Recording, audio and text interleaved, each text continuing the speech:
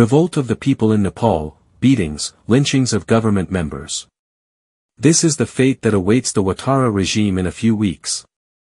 Beatings, lynchings, and assaults on the symbols of power. The spectacle currently unfolding in Nepal is a mirror held up to Alassane Ouattara and his clan. It is an implacable lesson: no one stands above the people.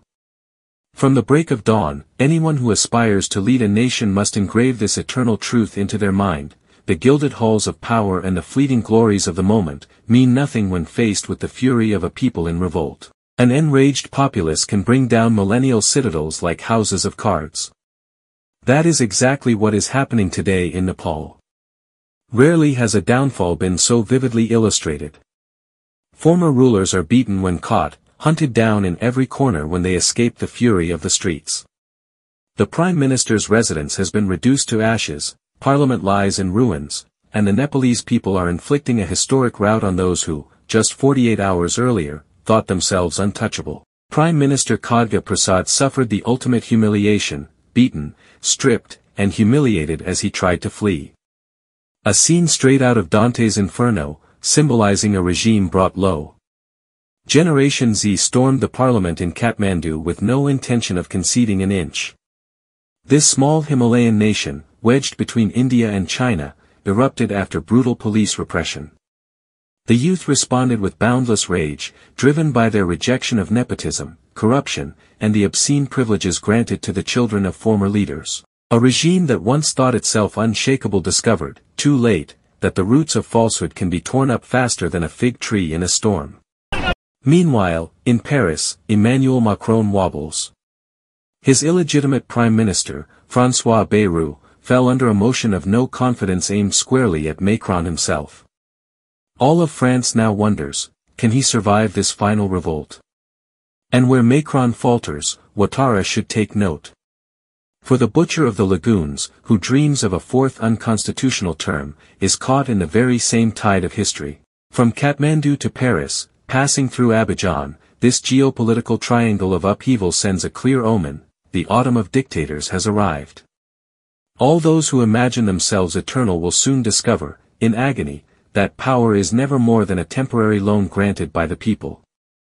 And when the people reclaim that loan, they collect it with interest. If we are Democrats, we must recognize that power is not ours. Power comes from the people. Power is of the people. The people, the exclusive holders of power, lend power for a time to a president of the republic. The people, the holders of exclusive power, lend us their power for a moment. Let's not forget, let's not confuse. Let's not be mistaken to think that we are the power. We are not the power, the people are the power. Because, when you rent a house, you sleep in it. If you rent it for 5 years, you sleep in it for 5 years. But there are people, because they have rented this house for 7 years, 8 years, 10 years, they end up believing that the house belongs to them. No, no, no, power belongs to the people. Today, Alassane Ouattara trembles behind his glass walls. His nerves are fraying, his sleep is broken, and those close to him whisper that he avoids watching world news, because every image is a mirror of his own imminent downfall. He knows it is over, yet he clings to the illusion of playing his last card. But the Ivorian people, swelling like an overinflated balloon ready to burst, will soon repay him in full for his autocracy. It was true for Nicolae Ceausescu in Romania, for Ben Ali in Tunisia, for Hosni Mubarak in Egypt. It is true today for Nepal.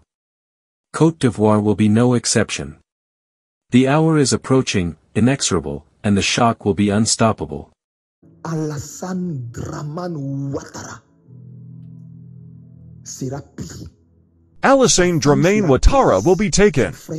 His wife will be taken. His brother will be taken. If it doesn't happen as I tell you, then what I have never been a prophet is that my mandate does not come from God, so stay calm.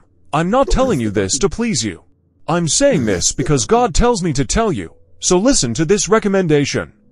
Those who have not yet sanctified themselves, let them sanctify themselves. And those who have sanctified themselves, who have washed their shadow, wash it even more. Wash your robe even more to keep yourself clean during the passage of the Lord. Second recommendation. I say, May my voice give you hope.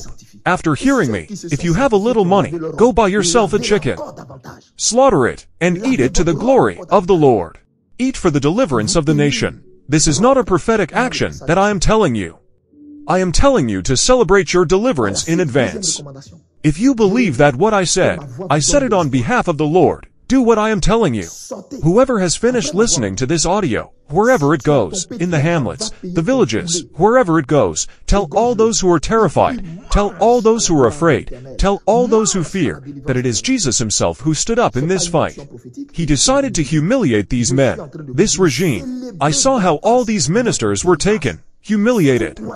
If I describe the scene to them, many will no longer sleep. Those who eat, who taunt people, who laugh today, some will not even remember that in their life, they held a 10,000 franc note. I'm talking about the luckiest ones, who will live. These last ones, when they are captured, they will no longer remember that in their life, they had 10,000. Many of them will be homeless. Go out, buy chicken and eat. Eat to the glory of Jesus and for victory, because you already have victory. These Egyptians that you see, you will not see them again this year. The verdict that the Constitutional Council gave brought this regime in front of the Red Sea now. They are in front of the Red Sea, and God is going to part the sea to swallow them now. This is what they do not know. The Constitutional Council was the Red Sea. They have now arrived at this place. God tells you to keep silent. Wake up, be strong, buy chicken and eat it. Men and women of little faith, buy chicken and eat it, because the end of this regime and the liberation of all surrounding French-speaking sub-Saharan Africa, that is to say all the other countries around Côte d'Ivoire, all the other countries around will breathe new air, because God has risen up to shut down this man who believes himself to be emperor.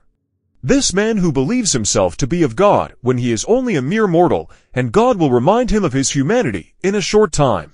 May God bless you. May his grace be with you. Shalom.